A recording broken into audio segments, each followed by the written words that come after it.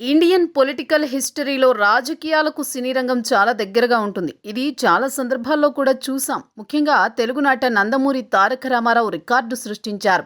Party పెట్టిన 9 నెలల్లోని అధికారంలోకి రాగలిగారు. ఆయనను స్ఫూర్తిగా తీసుకుని రాజకీయాల్లోకి వచ్చారు మెగాస్టార్. ప్రజారాజ్యం పార్టీ ఏర్పాటు చేసి 2009 ఎన్నికల బరిలో నిలిచారు. కానీ నిలబడలేకపోయారు. ఉమ్మడి రాష్ట్రంలో 18 స్థానాలకు మాత్రమే పరిమితమయ్యారు. కానీ అసాధారణ రీతిలో 70 లక్షల ఓట్లు సొంతం చేసుకున్నారు.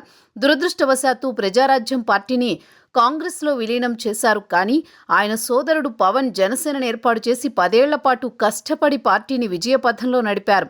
ఈ రాష్ట్రానికి డిప్యూటీ సీఎం అయ్యారు.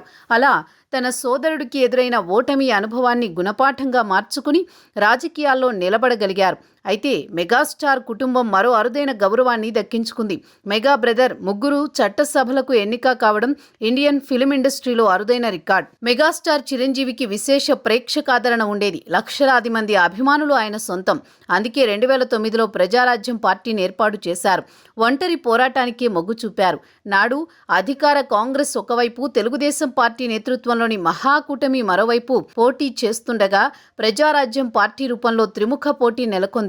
అటువంటి సమయంలో 18 అసెంబ్లీ సీట్లు తెచ్చుకుంది ప్రజారాజ్యం. 70 లక్షల ఓట్లతో రికార్డు సృష్టించింది. చిరంజీవి తిరుపతి నుంచి ఎమ్మెల్యేగా ఎన్నికయ్యారు. తొలిసారిగా అసెంబ్లీలో అడుగు పెట్టారు. కొద్ది రోజుల తర్వాత కాంగ్రెస్ పార్టీ ద్వారా రాజ్యసభకు ఎన్నికై కేంద్ర మంత్రి అయ్యారు. అలా పార్లమెంటులో అడుగు పెట్టగలిగారు మెగాస్టార్. 2014 ఎన్నికలకు ముందు ఆవిర్భవించింది జనసేన. కానీ ఆ ఎన్నికల్లో పవన్ పోటీ చేయలేదు. కేంద్రంలో బీజేపీకి, రాష్ట్రంలో తెలుగుదేశానికి మద్దతు తెలిపారు. అలా 2 చోట్ల పార్టీలు అధికారంలోకి వచ్చాయి. కానీ పవన్ మాత్రం ఎటువంటి నామినేటెడ్ పదవులు తీసుకోలేదు. రాజ్యసభతో పాటు ఎమ్మెల్సీ పదవుల ఆఫర్లు వచ్చినా తిరస్కరించారు. 2019 ఎన్నికల్లో వామపక్షాలతో కలిసి పోటీ చేశారు. కానీ ఒకే ఒక స్థానానికి పరిమితమయ్యారు. 2 చోట్ల పోటీ చేసిన పవన్ ఓడిపోయారు.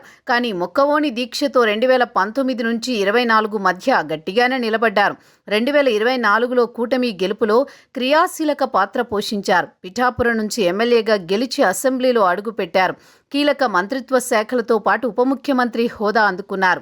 జనసేనలో పవన్ అండగా నిలిచారు మెగా బ్రదర్ నాగబాబు. 2019లో నరసాపురం ఎంపీ స్థానం నుంచి జనసేన అభ్యర్థిగా పోటీ చేసి ఓడిపోయారు. 2024 ఎన్నికల్లో అనకాపల్లి నుంచి ఎంపీగా పోటీ చేసేందుకు ఏర్పాట్లు చేసుకున్నారు. పొత్తులో భాగంగా ఆ సీటు బీజేపీకి కేటాయించడంతో పక్కకు తప్పుకున్న నాగబాబు కూటమి విజయానికి ఎన్నికల్లో కృషి చేశారు. అందుకే ఆయనకు అధికారంలోకి రాగానే అనేక పదవులు, ఆఫర్లు వచ్చాయి. కానీ ముఖ్యమంత్రి చంద్రబాబు మాత్రం మెగా బ్రదర్ నాగబాబుకు రాష్ట్ర మంత్రివర్గంలో చోటు కల్పిస్తామని ప్రకటించారు. అందులో భాగంగా కొద్ది నెలల కిందట ఎమ్మెల్సీగా ఎన్నికయ్యారు నాగబాబు. ఇప్పుడు శాసనమండలి సమావేశాలు కావడంతో తొలిసారిగా మండలిలోకి వచ్చారు. అంతకుముందు పార్టీ అధినేత పవన్ను కలుసుకుని పలు అంశాలపై చర్చించారు. మండలిలో నాగబాబు రావడం కొత్త చర్చకు దారితీసింది.